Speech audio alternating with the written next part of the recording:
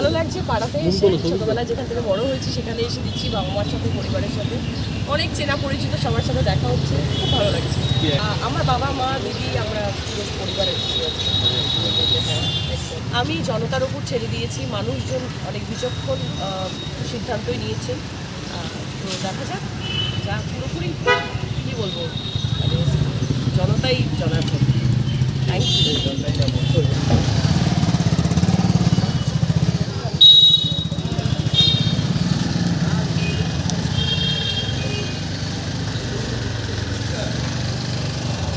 দেখতে পাচ্ছি